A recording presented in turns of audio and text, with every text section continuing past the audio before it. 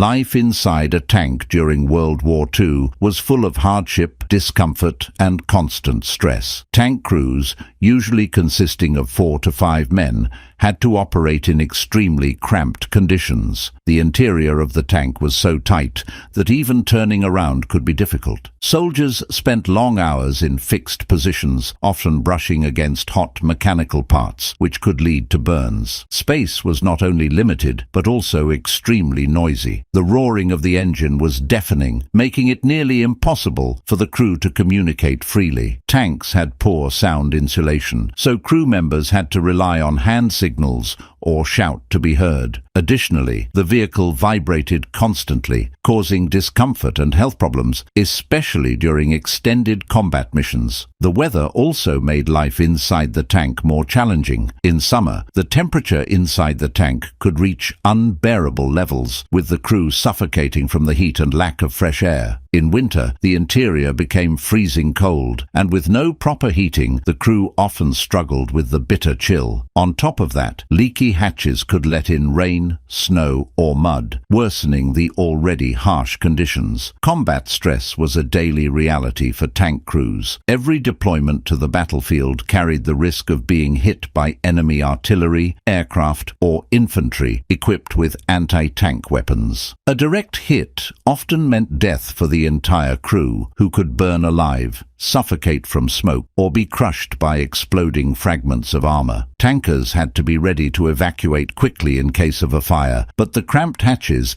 made it difficult to escape a burning vehicle. The fear of fire was one of the greatest anxieties for tank crews, as explosions from fuel or ammunition could lead to a swift and violent end. Hygiene posed another challenge. Soldiers often spent days inside the tank without being able to leave. The lack of toilets meant they had to manage in the most primitive ways. There was also no space to store food, and the crew had to rely on field rations, which they ate during brief breaks. Sleep deprivation, constant noise, discomfort, and the tension of battle took a significant toll on the physical and mental health of the tank crews. Preparing a tank for battle was a crucial process that determined the success of the mission and the safety of the crew. First, the engine, fuel, and drive mechanisms were thoroughly checked to ensure the vehicle was fully operational. Tankers also needed to inspect the electrical system and weaponry, particularly the gun barrel and aiming mechanisms. Ammunition had to be correctly loaded and secured